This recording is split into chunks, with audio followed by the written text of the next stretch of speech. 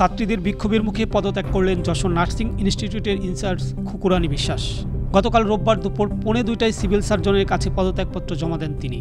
ছাত্রী সেবিকাদের দাবি, আওয়ামী লীগ সরকারের সময় রাজনৈতিক বিবেচনায় যশোর নার্সিং ও মিডওয়াইফারি ইনস্টিটিউটের ইনচার্জ হিসেবে দায়িত্ব নেন খুকুরানী বিশ্বাস। এরপর তিনি ক্ষমতার অপব্যবহার করে লাগামহীন দুর্নীতিতে জড়িয়ে পড়েন।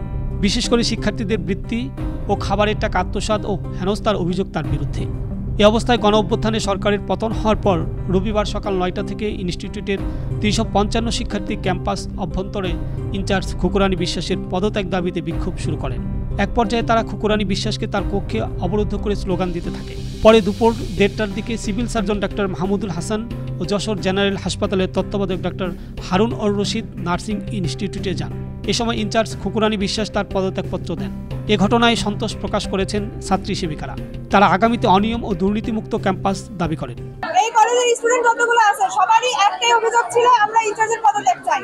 অবশেষে উনি পদত্যাগ করেছেন, কিন্তু তারপরে আমাদের আরো অনেক সংস্কার বাকি। কলেজের অনেক দুর্নীতি আছে, অনেক সংস্কার আমাদের বাকি।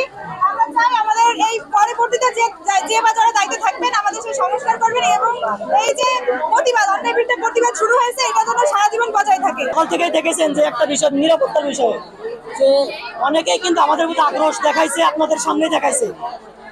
পরবর্তী সময়ে যেন আমাদের প্রতি কোনো জুলুম বা আমাদের নিরাপত্তার জন্য কোনো ব্যাঘাত না ঘটে, আমি প্রশাসনের কাছে আপনাদের মাধ্যমে এই দাবিটা জানাচ্ছি যেন আমাদের প্রত্যেকটা স্টুডেন্টের নিরাপত্তা নিশ্চিত করা হয়। এ বিষয়ে civil surgeon doctor Mahmudul Hasan বলেন, ওনার বিরুদ্ধে যে অভিযোগগুলো উঠছে এবং এই অভিযোগের ভিত্তিতে ছাত্ররা ওনার পদত্যাগ দাবি করছিল এবং সর্বস্তরের সমস্ত স্টুডেন্ট এখানকার এই দাবির পক্ষে ছিল, যার কারণে আমরা আমাদের জেলা প্রশাসনের পক্ষ থেকে, ঠিক আছে, আমি সিভিল সার্জন হিসেবে এবং আমাদের হাসপাতালের তত্ত্বাবধায়ক মহোদয় এসে ওনাদের যে কর্তৃপক্ষের সাথে আলাপ করে সর্বসম্মতিক্রমে আমরা ওনাকে পদত্যাগ করার জন্য বলি এবং উনি পদত্যাগ করছে। আমার মনে হয় যে এখন যিনি দায়িত্ব নিয়েছেন উনি স্টুডেন্টদের নিয়ে সুন্দরভাবে প্রতিষ্ঠান পরিচালনা করেন।